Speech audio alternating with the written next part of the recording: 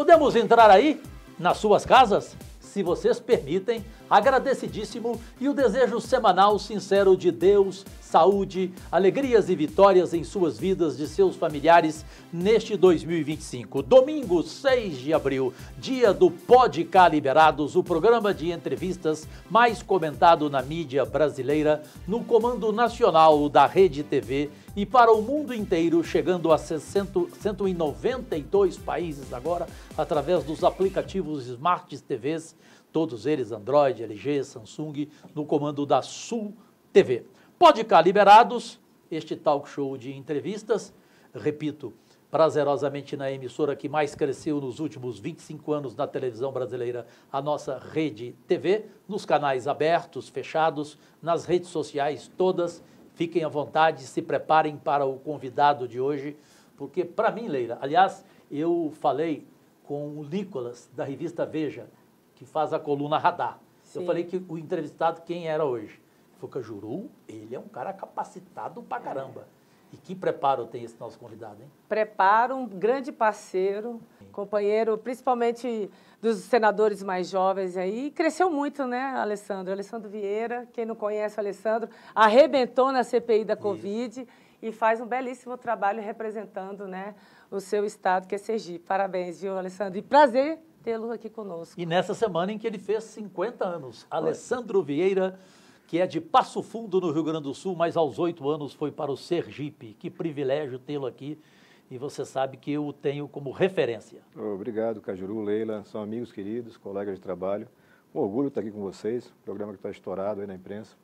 E muito bom caminhar com vocês no Senado. Esses 6 anos tem sido de muito aprendizado, algumas dores de cabeça, né? Alguns cabelos Você está sendo brancos, generoso, hein? mas também de muitas realizações. Acho que a gente tem feito muita coisa boa pelo Brasil, pelos nossos estados e vamos continuar essa batalha. O Alessandro Vieira, Leila do vôlei, admirável irmã, ele é diferenciado até para falar, né? Você não ouve um grito dele, ele sobe na tribuna, dicção perfeita, porém sem levantar a voz, o que é difícil lá no Senado Federal. Chega uma situação até invejável para a gente que grita, né? Como eu que tenho que gritar todo dia. Eu fico com vergonha quando eu chego perto do Alessandro. Né? Falar depois do Alessandro, inclusive, é um problema. Não, é preparadíssimo. Para mim, a maior surpresa agradável desse Senado Federal desde 2019, quando nós três chegamos juntos. Mas, brasileiras e brasileiros, minhas únicas vossas excelências, quando a Leila falou em CPI, eu já vou na tua canela.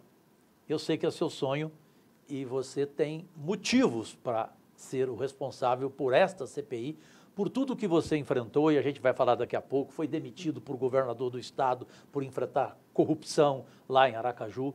Eu falo da CPI do crime organizado, por gentileza, vamos abrir assim, positivamente. É muito importante, Cajuru, você tem razão, a pauta que já teve aceitação do presidente Davi Alcolumbre, nós temos 32 assinaturas, o requerimento está pronto.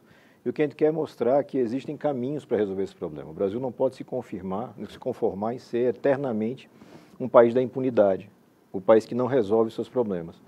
O crime organizado vem tomando conta cada vez mais das nossas cidades. Você vai para o norte do país, já é o maior empregador. Quem fala isso são os nossos colegas senadores, inclusive. Você vai para algumas grandes cidades, Fortaleza, Rio de Janeiro, você tem uma disputa por território violenta que está matando gente todo dia.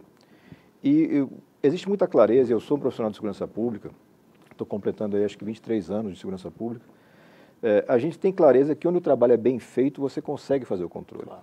Mas falta uma compreensão.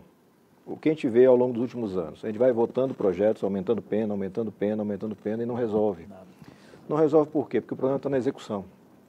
Nós precisamos de mais estrutura, a gente precisa dar voz para os profissionais da segurança, e não são só policiais, são juízes, promotores, técnicos, peritos, para entender onde é que está o gargalo. Como é que uma facção baseada no estado de São Paulo se transformou numa máfia internacional? Como é que uma facção baseada no estado do Rio de Janeiro conseguiu se transformar numa máfia de menor porte, mas também já transnacional? Quais são as rotas? E essas respostas, Cajuru, Leila, todas elas existem.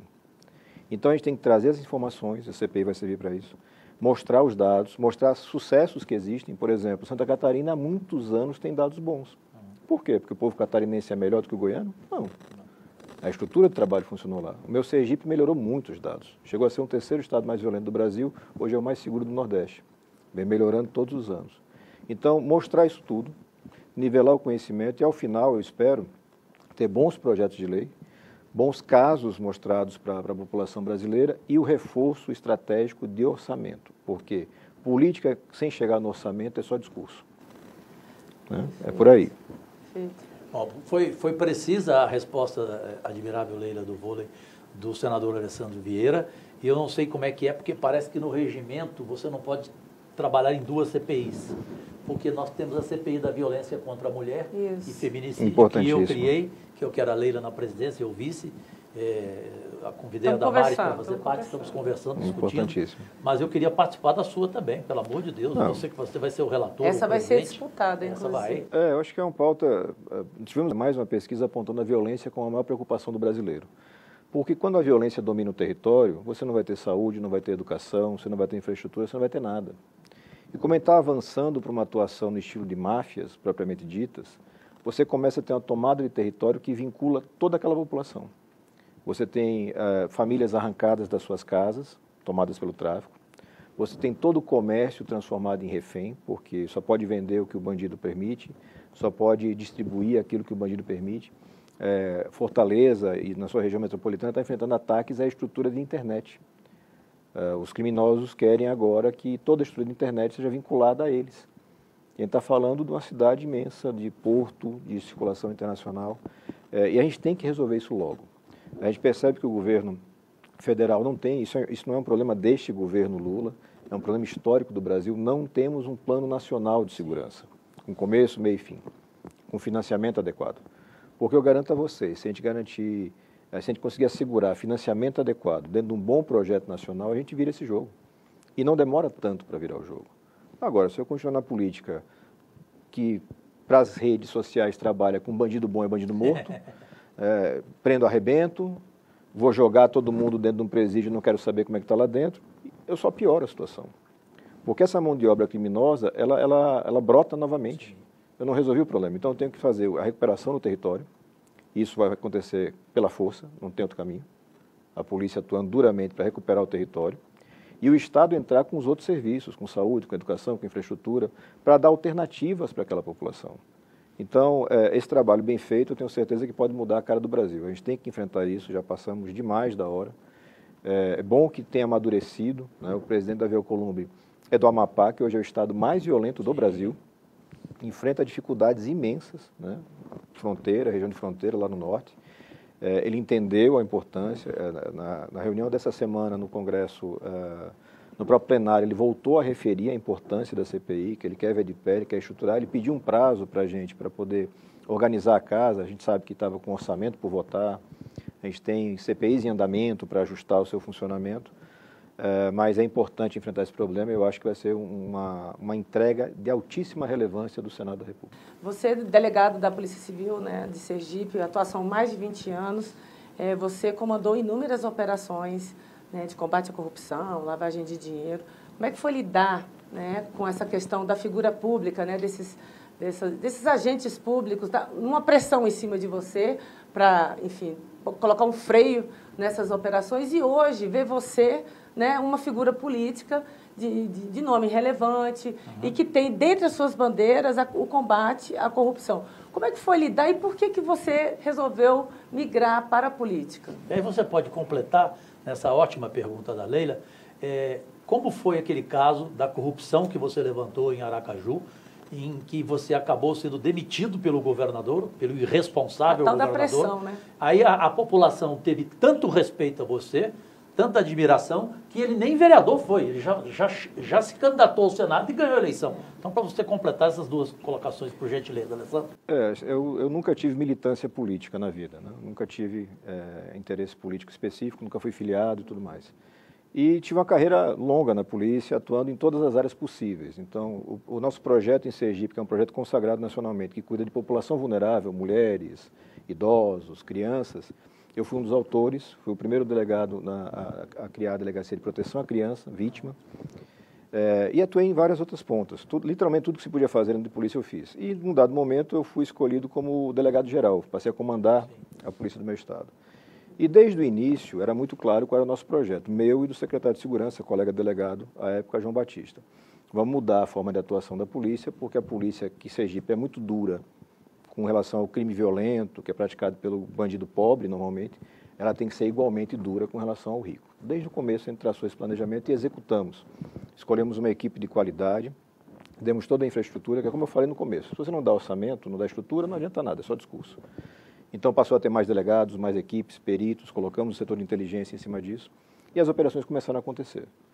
E, naturalmente, quando a gente fala de crime, de corrupção, organizações criminosas sofisticadas, você vai chegar na política. Infelizmente, você tem uma infiltração muito grande em todas as áreas, e uma delas é a política. E a gente sabia que isso ia acontecer em algum momento. Então, foram vereadores, deputados, financiadores de campanha. Você brigou com gente, né?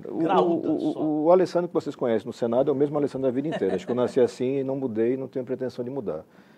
Eu não tenho preocupação de com quem eu estou interagindo, eu tenho preocupação em fazer o que é certo. E a gente fez nosso trabalho bem feito, e toda vez que as equipes que estavam na ponta sofriam pressão, eu assimilava essa pressão e fazia publicamente a defesa. E nós chegamos num ponto de tensão política que era muito claro que o governador ia ter que fazer a demissão da equipe. Eu não aceitei a demissão da equipe na ponta, ele foi forçado a me demitir, demitiu. Eu fui lotado numa delegacia do interior, uma cidadezinha chamada Maruim, cidade pequena, perto de Aracaju, e ali defini que dentro da polícia meu caminho tinha sido cumprido. Como técnico de segurança eu tinha feito tudo o que eu podia fazer, era preciso entrar num outro campo de batalha, que é o da política, porque as decisões finais elas são tomadas pela política, né? Os técnicos executam, mas a política que define, vai definir orçamento, vai definir qual é a linha de trabalho. E olhando para aquele cenário, eu entendi que o Senado da República era o lugar para fazer essa disputa de narrativa, até para poder provar que dá para fazer política honesta, dá para ter um trabalho diferente. E fiz a candidatura, foi interessante, fui candidato pela Rede, a Rede, no seu estatuto, viabiliza esse tipo de candidatura de quem não é militante, não é partidário, mas tem um currículo. Enfrentei o próprio governador, né? Enfrentei um senador extraordinário, o senador Valadares, com 24 anos de Senado. Me lembro dele. O líder do governo Temer à época, o ex-deputado André Moura, o representante da Igreja Universal, enfim, candidatos com histórias longas, mas a população entendeu o que a gente queria fazer. Eu fui o mais votado, com uma margem bem larga com relação ao segundo colocado, que foi o hoje senador Rogério Carvalho, do PT. E essas figuras, inclusive o ex-governador, foram e não recuperaram mais mandatos, diga-se. Nenhum deles retornou à política. E aí a gente senta na cadeira de Senado, a gente já tem a nossa estreia maluca, né, numa eleição de mesa com 82 votos e 81 eleitores. Nós dois, inclusive, que a gente estava A gente acaba a eleição em cima da mesa lá. 2 votos do Renan, não foi? 2 votos sobraram ali, tinha eleitor sobrando. Eu sei quem foi. A gente tem essa estreia no Senado e começa a marcar uma forma de atuação. Então hoje eu tenho a felicidade, pelo Brasil todo, porque o nosso trabalho acaba repercutindo para o Brasil, mas muito em Sergipe, de ter esse retorno da população. Diz, olha, ninguém teve condições de falar uma vírgula com relação à sua honestidade e sua forma de trabalhar. E aquela coisa de achar, não entrou na política, porque você vê, as nossas famílias não querem a gente na política. É verdade. Né? Eu brinco com minha mãe assim, que são 2 desgostos, que entrou para a polícia, depois entrou para a política. Nenhuma mãe quer isso, né? Normalmente. Mas a gente atravessa isso e mostra, não, dá para fazer diferente. Não está obrigado a fazer coisa errada, não. Claro. São batalhas diferentes, né? São armas diferentes que você tem que usar, mas a gente consegue fazer muita coisa boa. E vocês são prova disso. Aqui no Distrito Federal, em Goiás, já conseguiram coisas extraordinárias. Quem estava lá no começo, em 18, na campanha, imaginava, não, o Caju não vai conseguir fazer nada, a Leila é uma esportista, ela não vai conseguir fazer nada. Na vida real, a gente mostrou que é diferente. Então é muito bom, acho que para o eleitor, ter essas possibilidades. Porque senão a gente vai acomodando, o brasileiro tem muito isso. Não, isso não resolve, não tem jeito, larga lá. Não, é o contrário, você tem que entrar nesse espaço, ocupar esse espaço e mostrar, dá para fazer um monte de coisa diferente. E graças a Deus eu tenho feito um bocado de coisa diferente pelo Brasil e para o Sergipe. Depois de 6 anos, eu tenho uma avaliação, assim, uma avaliação com relação à classe política. Qual é a sua avaliação depois de 6 anos? É um grupo que, na sua maioria, está muito descolado da sociedade. Isso. Né? Não consegue, às vezes, e é meio que natural. A gente vem para Brasília, que é essa bolha, né, do Brasil. A gente tem equipes ao redor, a gente tem eleitores. O político brasileiro, não sei se no mundo todo é assim, mas o político brasileiro às vezes tem fãs, né? Tem a turma que é apaixonada pelo seu trabalho, e isso vai um pouco isolando você. E eu vejo vários colegas no Congresso Nacional que se isolaram da sociedade a um ponto que não conseguem entender as demandas. Então, volta e meia, a gente tem que ficar lá, e aí não tem jeito, tem que gritar mesmo, né? Mesmo sem gostar do grito, tem que gritar, para enfrentar coisas como tentativas de desfazer a lei da ficha limpa, que é uma iniciativa da sociedade. Coisas como você tirar dinheiro de programas essenciais da educação e da saúde e colocar em fundo eleitoral. Orçamento secreto, que nós brigamos juntos. Então, essas coisas todas mostram um descolamento da realidade. E a gente tem que tentar aproximar cada vez mais. A gente aprovou no Senado, com o voto de vocês dois, eu agradeço. O projeto da minha autoria, que obriga a participação da população na formulação do orçamento. Porque eu repito, esse é o centro. O centro é o dinheiro. Se você coloca o cidadão para entender de uma vez por todas, o político não tem dinheiro não. O dinheiro é seu. Você pagou para tomar água, para comer o pãozinho, para tomar o café, para tudo você paga imposto. Você tem que ser ouvido para dizer onde é que esse dinheiro vai ser aplicado. Então, a resposta, Leila, é essa. Eu vejo a classe política brasileira com muita gente boa, sem dúvida nenhuma, em vários partidos, ou talvez em todos os partidos, tem gente boa, mas muitos estão desconectados da sociedade e muitos também, infelizmente, não entendem a importância de montar boas equipes técnicas.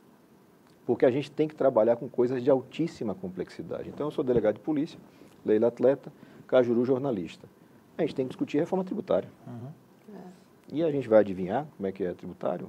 A gente não tem essa formação adequada. Mas a gente tem como contratar boas equipes. Eu vejo que, infelizmente, alguns parlamentares, ou muitos parlamentares, não fazem isso. Não. Desperdiçam a oportunidade que tem de prestar um serviço melhor. Mas, no final do dia, eu acho que todo esse esforço vale muito a pena, porque é o único caminho democrático que você tem para atender a população. Só rapidinho, Claro. vou falar sobre vocês dois, para você, do outro lado, entender e comentar. São dois exemplos que eu sigo na questão de escolher a sua equipe de trabalho. Porque tem senador, infelizmente, que contratou 80 assessores, ganhando 2.000 e poucos reais por mês, e que nem lá vão, até porque não cabem no gabinete, viram cabos eleitorais. Vocês dois, e eu aprendi isso com vocês investiram em pessoas qualificadas, porque você tem que ter uma bela equipe, não é só de projeto, né? É em todas as áreas, não é verdade? Sim, verdade, verdade. Já aproveitando essa deixa de vocês dois, você faz parte de uma iniciativa muito interessante, que é ter um gabinete compartilhado com outros parlamentares de outros partidos. Tabata Amaral. Então, qual é que é a importância desse coletivo, Alessandro, assim, principalmente na elaboração de políticas públicas? Vocês interagem entre vocês, as equipes? Sim, hoje nós temos 6 parlamentares, né? A gente tem eu como senador da República e nós temos 5 deputados federais de estados diferentes, de partidos diferentes, com vivências totalmente diferentes. Vale a pena falar o nome, por favor. Nós temos a Tabata Amaral de São Paulo, nós temos Duarte Júnior do Maranhão, esses dois do PSB, temos Camila Jara do PT do Mato Grosso do Sul, nós temos a Duda Salaber de Minas Gerais, extraordinária, maravilhosa. E o Pedro Campos de Pernambuco. Sim, ótimo, né? O irmão do João. É um time muito bom, muito diverso, e você vai somando experiências. Então, é muito natural que eu consiga ajudá-los na pauta de combate à corrupção, segurança pública. E eu sou o tio da turma, naturalmente, porque todos eles são bem mais jovens, né? Com 50? Bem mais jovens. Eles agregam para mim coisas extraordinárias das áreas deles. E talvez uma coisa que tenha sido o ponto de partida, porque quem criou isso lá em 19, a gente consegue contratar uma equipe conjunta. Isso. A gente fez um processo... Qualificada. A gente fez um processo seletivo, Cajuru Nacional, que teve 20 mil inscritos. Ótimo, excelente. Então, a gente monta um time que atende, funciona lá no Senado, porque o gabinete do senador é muito maior que o do deputado, né? Essa estrutura atende os 6 parlamentares, compartilhando esses recursos. Então, eu tenho uma equipe de mais qualidade ainda e mais barata para todos. Que é uma preocupação dos 6 parlamentares, tentar economizar recursos, dar o máximo de resultado. E a gente tem muito resultado. Então, você tem projetos que hoje são lei, que foram gestados ou muito trabalhados ali. O Pé de Meia, por exemplo, que virou Pé de Meia, com o nome lá artístico do governo, mas ele sai como uma bolsa, né? Estudante lá dentro desse planejamento. A Tabata está puxando pela Câmara dos Deputados. Você sabe que domingo passado, não sei se você chegou a ver, que você assiste sempre o nosso programa, Pode Cá Liberados, só para não te só para ser rápido e você seguir o seu raciocínio. A Simone Tebet, ela que foi a criadora do Pé de Meia, sabia? Fantástica. E eu não sabia, fiquei sabendo domingo passado. Simone colocou no projeto dela de governo, né? Como candidata à presidência da República. Condicionou isso ao Lula. Foi a minha candidata. Assim, são ideias. Quando você tem um trabalho técnico, equipe técnica, você consegue fazer o diagnóstico adequado. Então, qual é o problema que eu tenho? A nossa educação pública não entrega o resultado dessa criança, desse adolescente bem formado. Por quê? A gente vai tratar disso, e esse gabinete compartilhado nos ajudou muito, interagindo em todos os pontos que você pode melhorar. Então, a gente aumentou a questão do Fundeb, então tem mais dinheiro no orçamento. A A gente fez um acompanhamento mais adequado do desempenho dos professores, a gente tem que melhorar essa parte do monitoramento de resultados, a gente cobra o tempo inteiro do Ministério da Educação. A gente cria ferramentas para não ter evasão escolar, porque a evasão escolar é um crime. A gente interagiu dentro do hoje Bolsa Família, mas foi Auxílio Brasil, foi Auxílio Emergencial, atenção diferenciada, um recurso a mais para aquela fatia de crianças que estão ali de 0 a 6 anos. Porque todos os estudos técnicos mostram que essa faixa é a faixa onde você vai se desenvolver fisicamente, biologicamente, para o resto da sua vida. Então, se eu coloco um pouco mais de dinheiro, estou falando de R$100 a mais, 150, 50, como for, para essa família que tem essa criança, ela vai ser melhor alimentada. A mãe vai ter condições de, eventualmente, fazer alguma coisa além de cuidar só daquela criança. Você vai criar todo um ambiente favorável para o desenvolvimento. Isso já foi, foi premiado internacionalmente, esse entendimento. É o melhor investimento que você tem. Cada real que você bota na criança dessa, ele vai reverter em R$8 em PIB mais adiante. Ela vai viver mais, ela vai ter saúde melhor e toda a vida dela vai funcionar melhor. Então, todas as semanas a gente senta, esse time inteiro, com as suas equipes. A gente faz a divisão ali de projetos e, muitas vezes, projetos que são protocolados na Câmara dos Deputados, a gente protocola ao mesmo tempo no Senado. Porque as casas, por incrível que pareça, para quem acompanha a gente, as casas às vezes não interagem. Não. Elas não param para saber o que você está fazendo lá na Câmara dos Deputados. Tem uma coisa legal aí? Vamos ajudar aqui, vamos buscar logo? Não. Cada um faz o seu e parece que parou ali a vida. E a gente não, que é o resultado. Então, são muitos projetos apresentados e aprovados, são muitos projetos acompanhados o tempo inteiro. A gente tem agora um para ir para a pauta, a gente está no pé da reunião de líderes. Cajuru, Leila, vocês que são líderes para ajudar, que é aquele que faz uma reserva de espaço nos conselhos de administração de empresas para mulheres. Para as mulheres. Para as mulheres. Porque todo mundo fala em mulher na hora de pedir voto. Só na hora. Mas na hora de colocar nas posições de poder, na hora de garantir orçamento, não. Então, acho que o compartilhado nos agrega muito. Foi uma experiência fantástica. E são parlamentares extraordinários. Sem dúvida, todos eles merecem ser conhecidos nacionalmente. Por isso que eu brigo, às vezes, na rua, no bom sentido.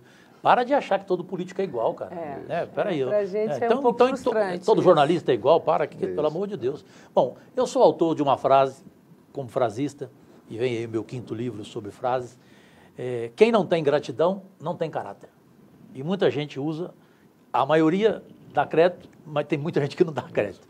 Por que eu falo isso? Porque eu tenho gratidão com o senador Alessandro Vieira, do Sergipe, não só pela admiração, mas porque ele deu a mim uma oportunidade, e o Marco Antônio Villa, jornalista consagrado do Brasil, nos tem como referência, acha que o Brasil deve isso a nós dois, mas eu devo a ele, porque foi ele o responsável, e ele me convidou para assinar junto com ele o quê?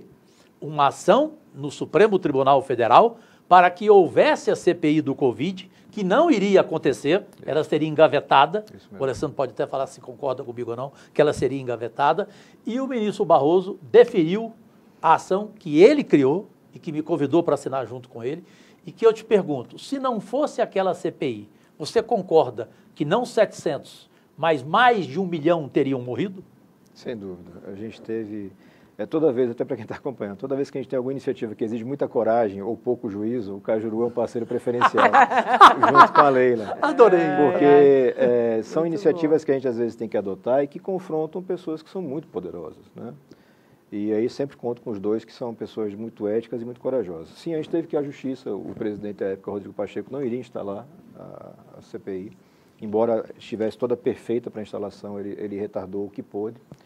E, ao final, ele certamente reconheceu que estava errado, porque a CPI foi muito importante para mostrar dados, mostrar a realidade e fazer com que o governo acelerasse seu passo.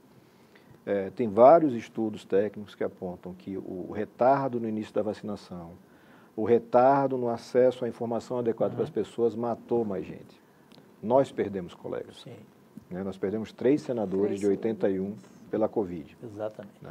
Eu fiquei internado 13 dias com Covid, ao mesmo tempo que o Major Olímpio veio a falecer. Então, a CPI teve um papel importante. Claro que toda CPI vai ter um momento que pode ter algum excesso de fala, que pode ter alguma retórica mais exacerbada. É da política, isso acontece. Mas o essencial, que foi trazer dados e fazer o governo andar, nós conseguimos fazer com muita qualidade.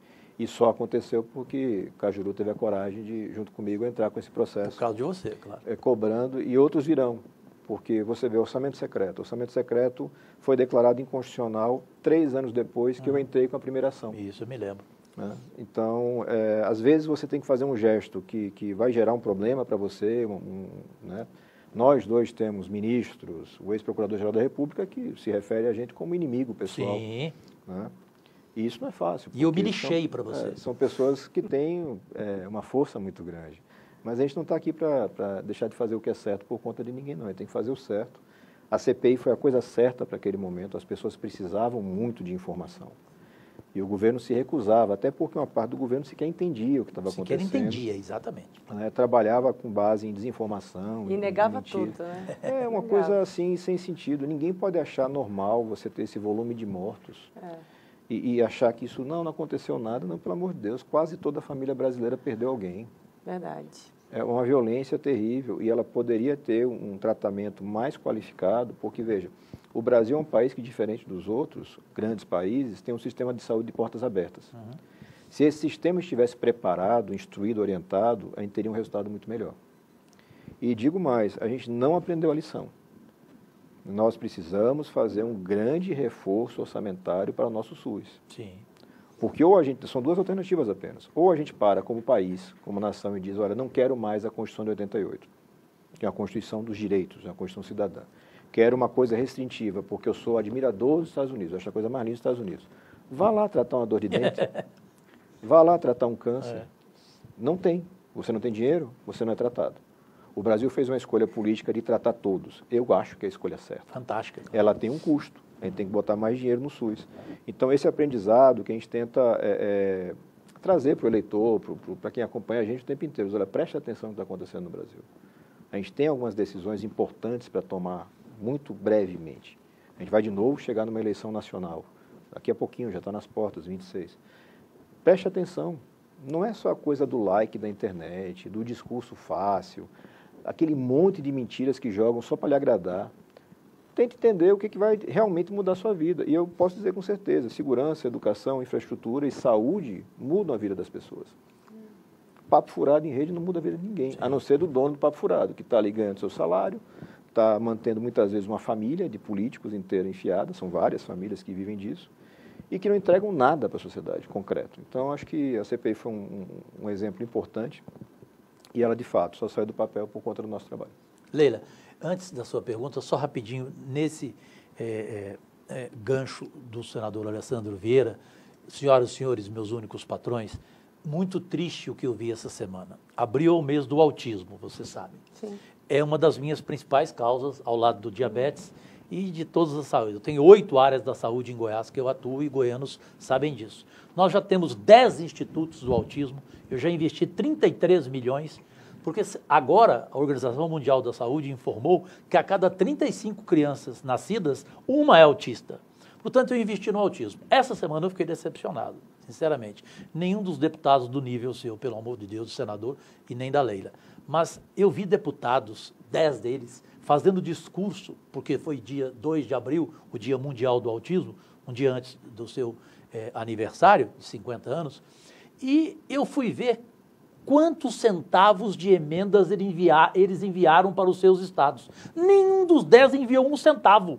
Então, querido, por favor, os autistas não querem solenidade, eles querem tratamento. Não? Eu tinha que fazer esse gancho, por favor, Leila. Não, imagina. Alessandro, você é muito focado nessa questão de combate à corrupção. Só voltando um pouquinho. A gente tem visto um desmonte na legislação com relação à questão do combate, à lavagem de dinheiro. Qual que é a tua percepção com relação a esse nosso compromisso, que eu acho que, de alguma forma, a gente não vem cumprindo, não nós aqui, mas o Congresso, com esse compromisso com a sociedade? Nós, Leila, retrocedemos a mais ou menos a década de 90 do século passado, do ponto de vista de combate à corrupção. Combater a corrupção, para o profissional que vai fazer o combate, procurador, auditor, fiscal, policial, tanto faz, é uma atividade de muito risco, porque você vai mexer com gente poderosa, que pode acabar com a sua carreira, que pode acabar com a vida da sua família. Então, ao longo de muitos anos, no Brasil, ninguém se metia com isso, porque não tem sentido.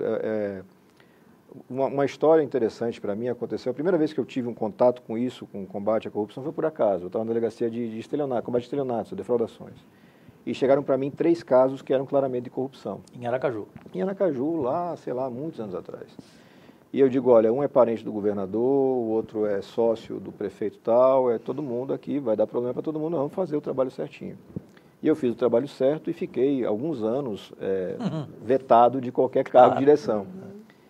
E quando eu vou para a Delegacia Geral e começo de novo esse processo, eu me lembro que tem um almoço lá em casa e meu avô estava vivo ainda, minha avó, e junto às mulheres, né, que são as mulheres que comandam a casa sempre, né? Então minha avó, minha tia, minha mãe e a minha esposa, e todo mundo falando mais ou menos da mesma coisa. Você vai entrar de novo nesse negócio, você não já pegou esse problema todo pela vida?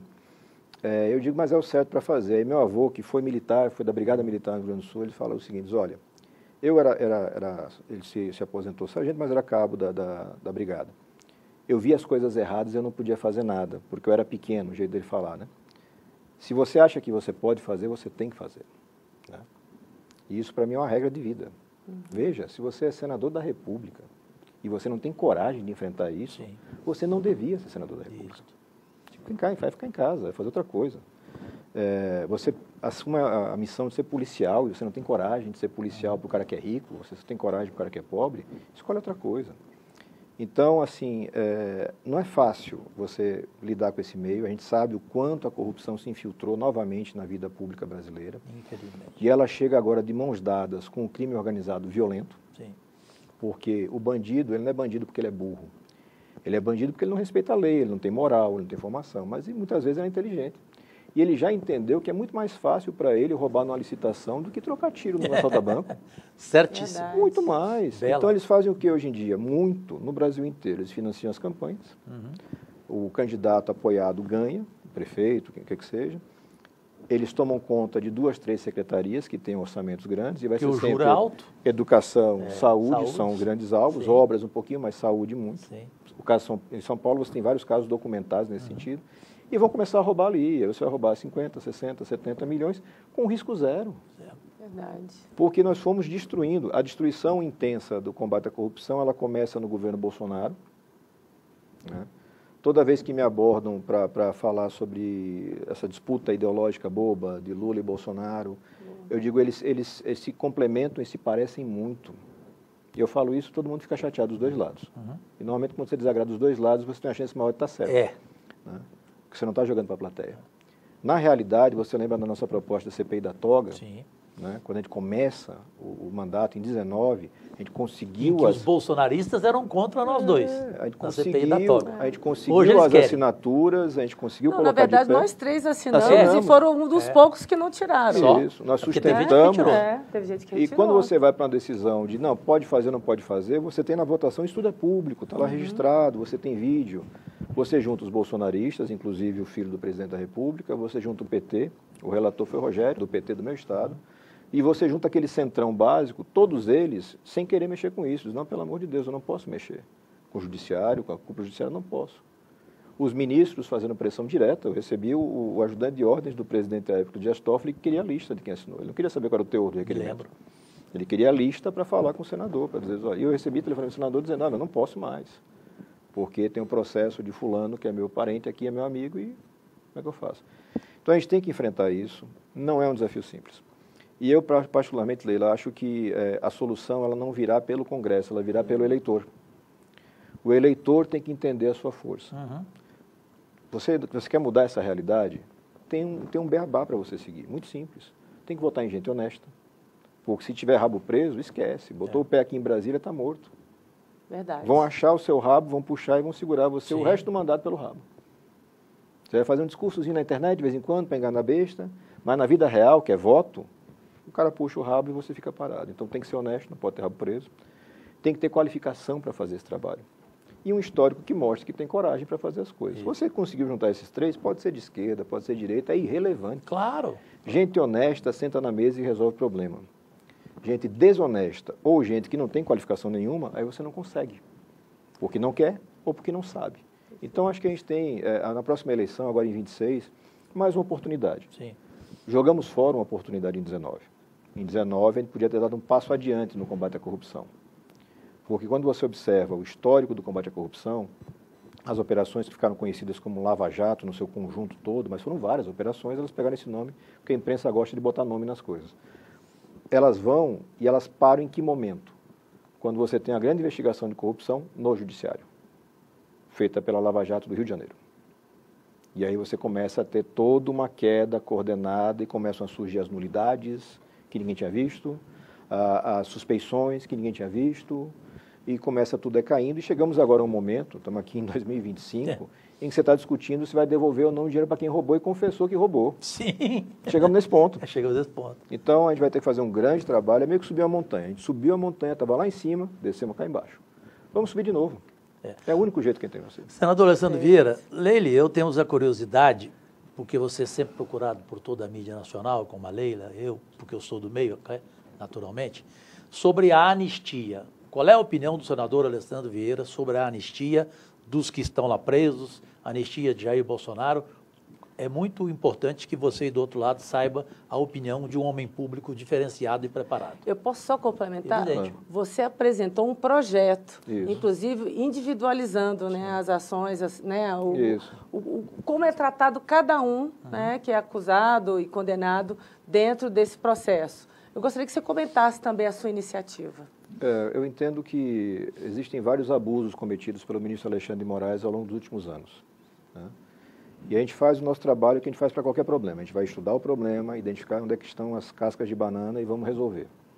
Nesse caso específico, a gente apresentou um projeto, que é um projeto que eu entendo que é consistente, que faz algumas coisas. A primeira delas é separar quem planejou, financiou, estruturou, coordenou e quem fez apenas atos materiais em um dia da vida. Quem foi manipulado. A gente está falando de um processo, então, se eu só consigo provar que aquele cidadão, aquela cidadã, no dia 8 de janeiro, participou aqui dos atos em Brasília, eu tenho uma pena desse tamanho. Se eu consigo provar que aquela pessoa participou de vários atos, que ela fazia toda uma coordenação, a pena é muito maior.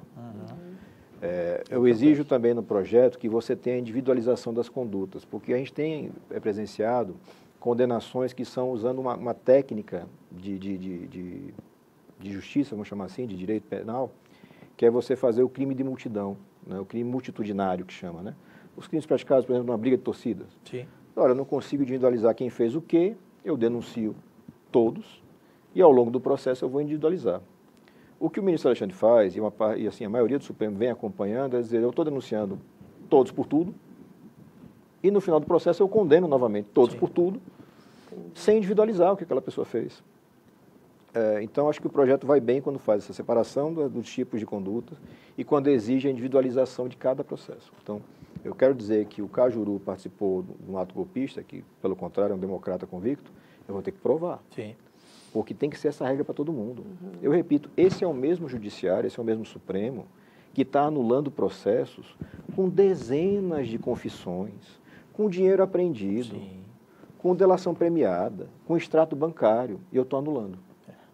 E, ao mesmo tempo, vou dizer, não, mas esse daqui eu condeno, mesmo sem ter provas, mas eu tenho que condenar porque eu quero dar um sinal. Acho que o ministro Fux foi muito feliz ao falar que os julgamentos estão sendo proferidos num calor de emoção. Com uma violenta... Porque os ministros, todos eles, foram vítimas. Os seus gabinetes foram destruídos. Eles são ameaçados diariamente. São seres humanos.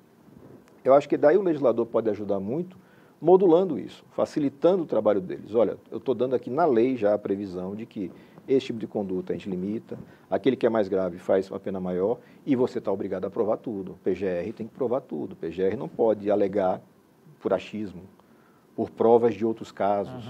Não dá para ser assim.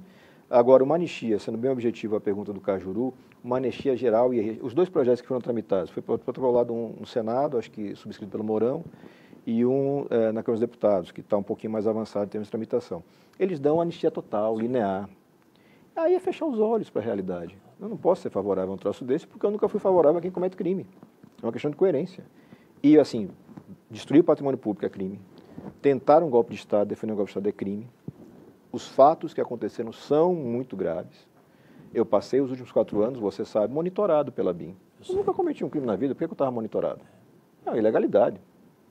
Então, as pessoas têm que responder pelos crimes que cometeram, com direito de defesa, com toda a forma do trabalho bem feito, e fugindo de qualquer coisa que seja impunidade. O que mata o Brasil é impunidade.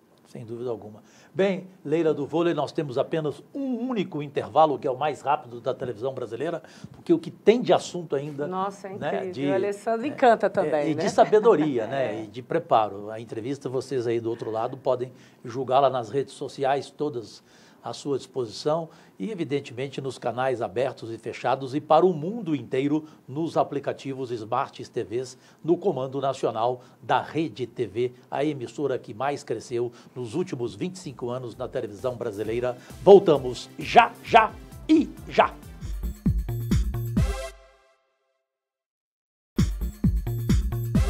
Senhoras e senhores, meus únicos patrões, voltamos para o mundo inteiro com a edição semanal de hoje, domingo 6 de abril, do programa de entrevistas Pode Cá Liberados, no Comando Nacional da nossa Rede TV, com outras emissoras que nos acompanham, e você aí do outro lado nas redes sociais, com seus comentários, nos canais abertos e fechados, todos eles, graças a Deus, e muitíssimo obrigado por toda a repercussão na mídia nacional. Esta entrevista com o senador Alessandro Vieira, com certeza, será repercutida.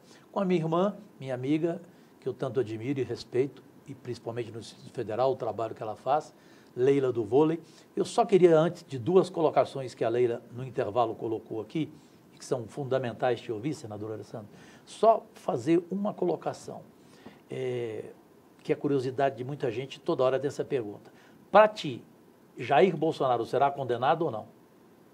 Acredito que o processo vai levar à condenação, né? O próprio Bolsonaro deu entrevista essa semana reconhecendo as reuniões, né? Porque as pessoas falam muito da delação premiada do Mauro Cid. A delação não é prova, né? A delação é um meio para chegar à prova. O que tem de mais robusto são documentos apreendidos e os depoimentos dos comandantes das forças, né? Comandante do Exército, Aeronáutica, Marinha, que apontavam a existência de reuniões onde Bolsonaro apresentou o plano mesmo de golpe de Estado através de um estado de sítio, né, enfim, ou coisa parecida. E o próprio Bolsonaro confirma que teve a reunião, que o assunto foi esse mesmo. Ele apenas tenta colocar que, na visão dele, isso não é crime. Acredito que os ministros vão entender que sim, é crime. Você não pode, como presidente da República, chamar o comandante do seu exército e dizer, olha, eu tenho esse documento aqui para dar um golpe de Estado, vamos? E se o cara diz, não vamos não, diz, então não teve nada. Não é assim. Tem muita coisa acontecendo. Infelizmente, Jair Bolsonaro hoje é uma das duas maiores lideranças políticas do Brasil. Isso é incontestável. Claro. Mas ele, ao longo da sua trajetória como presidente da República, deixou muito a desejar. Seja porque não cumpriu promessas de campanha de combate à corrupção, seja porque não conseguiu lidar com a pandemia da Covid, e seja porque, na reta final, não se mostrou conformado com o resultado eleitoral, que é do mesmo sistema que o elegeu por uma vida inteira, elegeu os filhos, elegeu a esposa, elegeu os correligionários. Então, você não gostar de um resultado eleitoral é ok, é natural. Você tomar medidas contra esse resultado, avaliar medidas contra o resultado, é tentativa de golpe de Estado, na minha leitura, e eu acho que vai ser a leitura dos ministros. É muito ruim, porque é mais um ex-presidente da República que pode ser condenado, mas ele precisa enfrentar esses problemas e seguir em frente. Leila. Bom, agora nós vamos para a polarização. Você falou bastante sobre anistia, sobre o governo, e qual que é o cenário que você já está vislumbrando para 2026? Porque eu vejo que você é crítico, tanto de um lado quanto do outro, porque ficam alimentando esse comportamento, né, a nível nacional. Qual é o teu prognóstico, né, para 2026? E outra coisa que eu acho muito interessante, você é um ferrenho, né, defensor do combate à desinformação, à fake news. E você teve um projeto aprovado no Senado, que foi incrível, foi uma votação muito bacana, teve, né, o apoio das lideranças e tudo, que está parado na Câmara Federal desde maio de 2023. Qual que é a tua posição sobre isso? Você acha que ainda dá tempo? Porque, com certeza, esse projeto, se fosse aprovado esse ano, ele seria fundamental para 2026. Sem dúvida. Bom, a polarização, infelizmente, ela vai continuar, eu acho que mais agravada, porque ela é vantajosa para quem está no meio dessa confusão. Porque, veja, se eu polarizo com o adversário radicalmente, eu não preciso mostrar trabalho, eu não preciso fazer as coisas certas, basta falar mal do adversário. Que é o que você vê, o Lula perdeu muito tempo de governo falando do Bolsonaro. O Bolsonaro só fala do Lula. E os dois deviam falar do povo brasileiro. Claro. Deviam falar dos problemas. Olha, como é que eu vou resolver isso? Como é que eu vou resolver aquilo? E agrava mais ainda a situação essa coisa das redes sociais, do algoritmo, né? Quando a gente fez o 2630 e aprovamos lá no Senado, ele foi vítima de um ataque violento de desinformação. Me lembro. Patrocinado pelas empresas. Claro. Né? As próprias empresas, as chamadas Big Techs, fizeram isso. Porque o projeto ele era muito técnico e objetivo no sentido de resolver o grande gargalo. As empresas têm responsabilidade. Isso. Então, hoje está super na moda a série da Netflix, Adolescência, né? Que fala de um caso, não posso dar spoiler da série, mas enfim, fala do caso de um jovem, de um adolescente que mata uma colega e tal, e ele está dentro de um mar de violência em rede social, né? Aquilo é uma realidade cotidiana no mundo inteiro, e as empresas sabem, só que elas defendem que não tem responsabilidade, não tem nada com isso. Só que não pode ser assim. Então, o nosso projeto lá, ele fazia o quê? Ele vedava as contas anônimas, vedava o anonimato, em total sintonia com a nossa Constituição, que garante a liberdade total de expressão, mas veda anonimato. Garantia que você não tivesse essas redes de impulsionamento de robôs não identificadas, para tentar igualar um pouquinho o jogo para o cidadão comum, porque o cidadão comum não sabe identificar se aquilo é uma propaganda, se é um robô, se todo aquele movimento, poxa, tem 1 milhão de pessoas acompanhando aquele deputado, deve ser uma coisa muito importante que ele faz. Você vai ver, tem 999 mil robôs, e a mãe dele está acompanhando lá para completar 1 milhão. Então, assim, essa era a grande pegada do projeto. Quando chegou na Câmara dos Deputados, infelizmente não avançou, porque a pressão das redes foi violentíssima, e os oportunistas, eu tive deputado, hoje já cassado, fazendo discurso para dizer que o projeto ia proibir que a pessoa lesse a Bíblia. Eu falei com o deputado, eu digo, olha, você está fazendo uma irresponsabilidade, você sabe que é mentira. Eles, não, mas o meu eleitorado acha que é importante. Eu digo, você é 2 vezes irresponsável, porque você não só está propagando a mentira, como você está enganando a pessoa, estimulando uma raiva, um ódio, uma coisa. Quando na vida real, o que a gente tem que entender é que o mesmo cuidado e as mesmas regras que você tem na vida real, tem que estar na vida virtual. As pessoas, meu filho, você jamais vai deixar seu filho entrar num ambiente de pedófilos, de grupos nazistas, de grupos de ataque à mulher, de grupos que incentivam a automutilação, mas isso acontece, está acontecendo agora, nesse segundo que a gente está falando, está acontecendo em milhares de casas do Brasil, porque essa garota está lá no seu celular e está dentro de um grupo, em algum dos aplicativos múltiplos que você tem hoje, e ele é inserido, porque a rede teve esse efeito, ela permitiu que esse tipo de criminoso encontre as suas vítimas com facilidade. E por que eu fiz esse projeto lá no começo logo? Ele fez o projeto em 19, ele foi votado em 20. Porque uma das coisas que eu fiz como delegado de polícia foi criar a Delegacia de Crimes Cibernéticos. Então, já tinha uma vivência do que é o ambiente digital. Eu já tinha uma vivência de como as empresas se comportam. As empresas só se preocupam com lucro. Elas não estão nem aí para a qualidade de vida do usuário, para os direitos do usuário, não estão nem aí. É um capitalismo medieval. Medieval. E a gente tem que enfrentar isso. É fácil? Não, não é. O mundo inteiro está tentando. Né? Eu participo de eventos dentro e fora do Brasil, sou convidado, porque a nossa iniciativa aqui foi uma das pioneiras no mundo. E hoje você tem legislação na Europa, você tem na Austrália, você tem uma discussão grande nos Estados Unidos que não avançou por conta da polarização e por conta da força política e financeira dessas empresas. Elas colocam muito dinheiro na roda para evitar que você consiga regular, mas é fundamental. A nossa sociedade, os nossos jovens estão sendo formados nas redes, sem qualquer fiscalização. E o que alguns falam? Não, isso é liberdade da pessoa, o pai tem que controlar, e a série toca um pouco nisso. O pai não tem a menor ideia, ele não é dessa geração. Perfeito. Ele imagina que o filho ou a filha, trancado dentro do quarto, ele está ali tranquilo, está seguro, está dentro de casa, a porta está fechada, tem um muro alto, não vai acontecer nada com ele. Mas no ambiente digital ele está sendo vítima o tempo inteiro. E não é só... É uma coisa impressionante. Terrível, todo. Você tem redes... Uma menina de 7 anos vê o TikTok. Você tem... E assim, tem ensinamento de eles relação. colocam no... Você tem uma coisa desse capitalismo que eu chamo de capitalismo medieval, porque assim, eles colocam lá no termo de referência deles assim, só pode maior de 13 anos de idade. Isso. Mas eles não bloqueiam o menor de 13. E eles desenvolvem produto focado para criança. Como é que o seu aplicativo é só para maior de idade ou para adolescente e você faz produto para criança? Não faz nem sentido comercial, né? Então, assim, você tem uma exploração muito grande. O cidadão não tem ideia do quanto de invasão da sua privacidade as empresas fazem. Ele não tem ideia. E essa invasão é total. As empresas de tecnologia, chamadas Big Techs, elas têm total controle sobre o seu dia a dia. Da hora que você acorda, o quanto você dorme, o que você comeu, o que você gosta de comer, para onde você quer viajar, o que você sonha para os seus... Tudo isso a empresa tem e transforma num produto comercial, que é vendido para qualquer um, que tenha dinheiro para comprar. É vendido para propaganda política, é vendido para manipulação de massas, é vendido para fazer guerra psicológica, é vendido para tudo. A gente tem que enfrentar isso, mas é uma batalha, a gente falou aqui sobre algumas batalas ingratas, né? Nossa. Né? Essa é terrível. Essa é bastante difícil, mas a gente tem avançado. A gente conseguiu também aprovar, com o voto de vocês, o 2628, que cuida só de internet para criança e adolescente. Isso. Ele foi distribuído na CCJ, essa semana na CCJ da Câmara dos Deputados. Salvo engano, o deputado Jadiel, do Piauí, é quem pegou essa pauta lá. A gente tem uma expectativa muito grande, porque do mesmo jeito como a gente chegou com 2630, as pessoas não conheciam, não, será que é censura, será que não é? Não tinha uma vírgula falando de conteúdo, não tinha nada de censura, mas ficou aquilo. A gente foi moldando um novo projeto, não, isso aqui é só para criança e adolescente. Perfeito. E a gente conseguiu um apoio majoritário dentro do Senado, foi um projeto aprovado, salvo engano, por unanimidade, teve um voto contrário. E agora na Câmara também tem a expectativa, que as pessoas entenderam, a gente tem que proteger esse público de criança e adolescente. Sobre todas as áreas, a questão de formação moral, psicológica, mas também financeira, porque hoje, as facções que a gente falou quando falava de CPI de crime organizado, as grandes facções brasileiras, elas já estão em migração forte para o crime digital. Sim. Porque o crime digital traz muito dinheiro e ele é muito seguro para o bandido. Rouba banco, quase 100% dos bandidos ou morrem em confronto ou vai preso. Sim. E a cadeia é dura. O criminoso digital, menos de 5%, terra sem lei, Alessandro. menos de 5% vai preso. E quando vai preso, a pena é pequenininha, então não dá nada. Então a gente tem que enfrentar motivado isso. a cometer um crime. Né? Cada vez mais, é muito dinheiro. Senador Alessandro Vieira, Leila do vôlei e principalmente você aí do outro lado.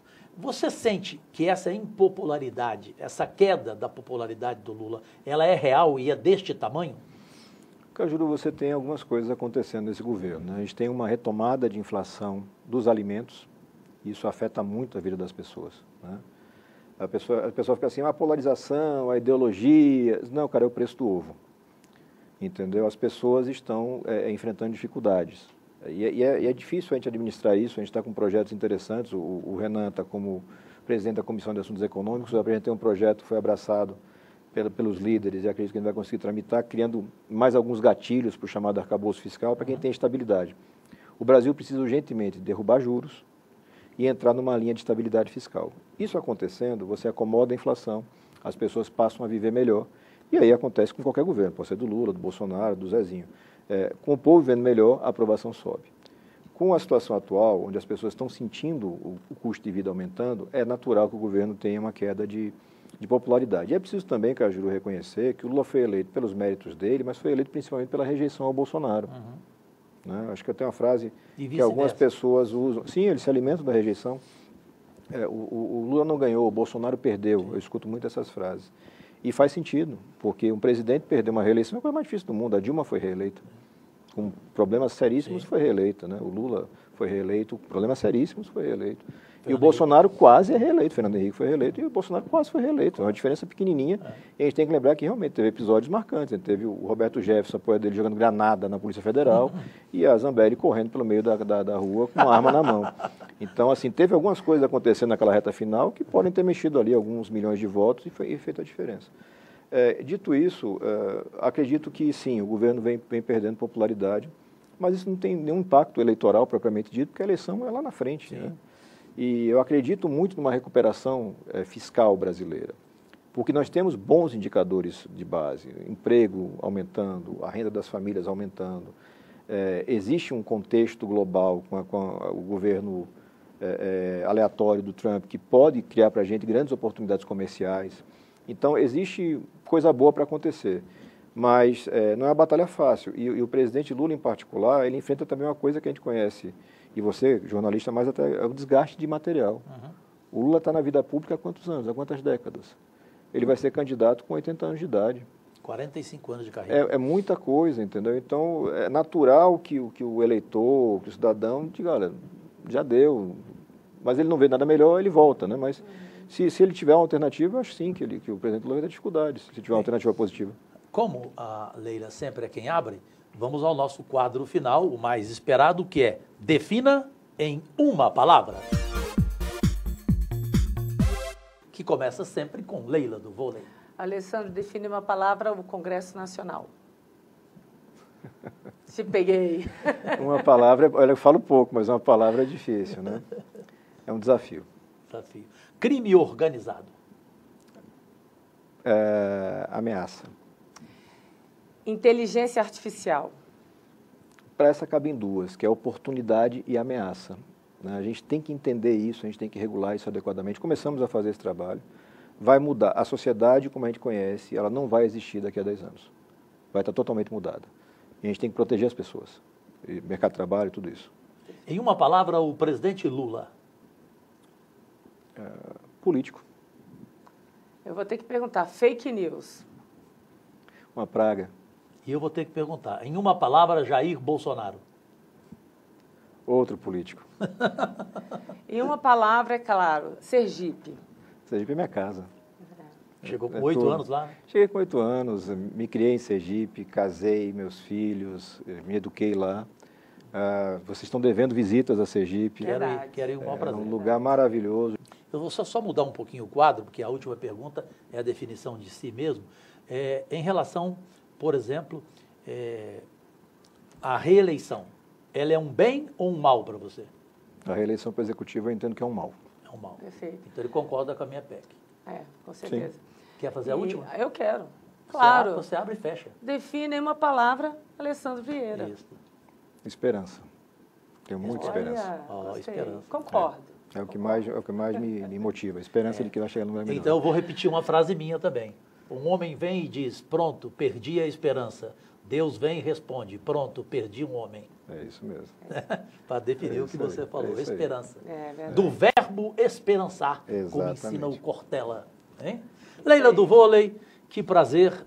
Uma entrevista para você durante toda a semana repercutir, interpretar, comentar de um homem raríssimo e grande revelação deste Senado Federal, deste Congresso Nacional e como o Brasil precisa de homens públicos como o nosso querido delegado, o ex-delegado de polícia, senador Alessandro Vieira, pelo amado estado do Sergipe, que o elegeu de forma absolutamente por respeito ao seu trabalho e incontestável pela votação dele. Agradecidíssimo, obrigado por tudo que você representa por nós e por ser nossa referência. E Deus e saúde a toda a nossa pátria amada e até o próximo domingo. Deus e saúde! Obrigada, gente. Tchau, tchau.